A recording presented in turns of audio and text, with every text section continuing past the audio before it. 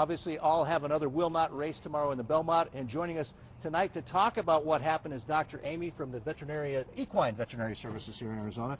And Dr. Amy, we're talking about a left front tendon on All Have Another. Can you demonstrate here on Trump what's happened to All Have Another? Sure. I don't know 100% the specifics, but they're usually referring to tendonitis in the superficial digital flexor tendon, which runs down the back of the leg and is a major supporting structure of this fetlock joint and actually attaches down in here. And it's a component in weight bearing and intention force absorption when the horses are running. We're hearing it happened initially Thursday afternoon and that they found some inflammation, but then that went down Thursday night, so they took him out this morning for another gallop, and that's when it really flared up.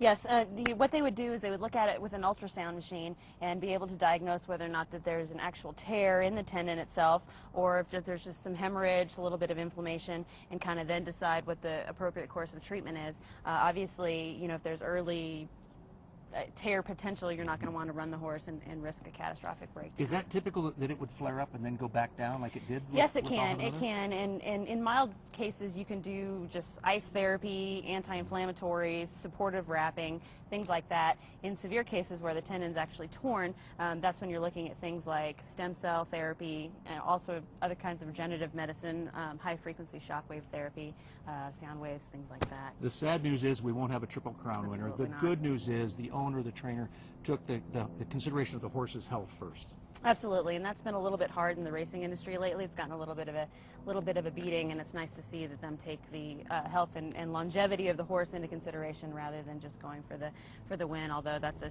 tough scenario because there is a lot of money and a lot of glory at stake. So, and as much as we'd all like to see him try to go for it, it is good that the horse will be around to sire horses in the future. And the good news is he goes out at the top of his game. I mean, he won 2 races here in the Triple Crown, so you can't have a better success rate than that. Right? No, absolutely not. I mean, to win the Derby and the Preakness, you know, that's most trainers' dream and owners' dream, actually, to even get that far. So, Dr. Amy, thank you very much. Appreciate we appreciate it. Thank you so much. And Trump, you were perfect on this day. We thank you. Aaron Ray, thank you as well. Yes.